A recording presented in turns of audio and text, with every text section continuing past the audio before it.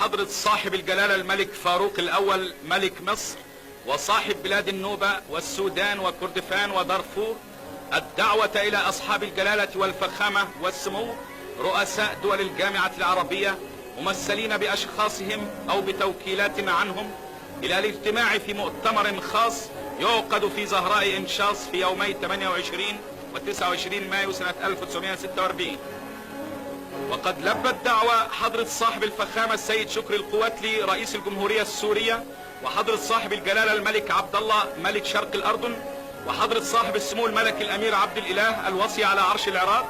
وحضرة صاحب الفخامة الشيخ بشار الخوري رئيس الجمهورية اللبنانية، وحضرة صاحب السمو الملك الأمير سعود ولي عهد المملكة العربية السعودية، وحضرة صاحب السمو الملك الأمير سيف الإسلام عبد الله نجل جلالة الإمام يحيى ملك اليمن.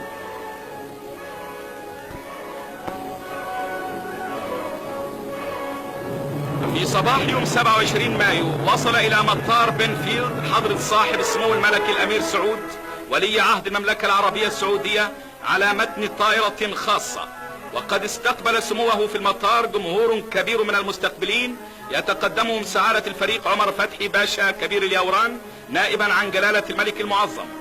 وبعد أن فتش سموه قراقول الشرف الذي أعد لاستقباله استقل السيارة الملكية إلى زهراء إنشاص. وبعد الظهر شرف حضرة صاحب الجلالة الملك فاروق الأول مطار بلبيس ليستقبل حضرة صاحب الجلالة الملك عبد الله ملك شرق الأردن وحضرة صاحب السمو الملك الأمير عبد الإله الوصي على عرش العراق.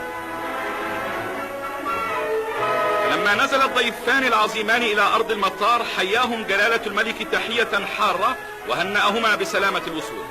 وقد شهد الاستقبال سمو الأمير سعود والوزراء المفوضون للأمم العربية ورجال المفوضيات العربية وكبار الرجال السراي، وقد صدحت الموسيقى بسلام المملكتين العظيمتين، وتفضل الضيفان العظيمان بتفتيش قراقول الشرف الذي أعد لاستقبالهما. وبعد الظهر حوالي الساعة 5 أقيمت للضيوف الكرام حفلة شاي شائقة في الذهبية الملكية شرفها ضيوف الفاروق العظيم والوزراء المفوضون للأمم العربية ومرافق الضيوف وكبار رجال السراي.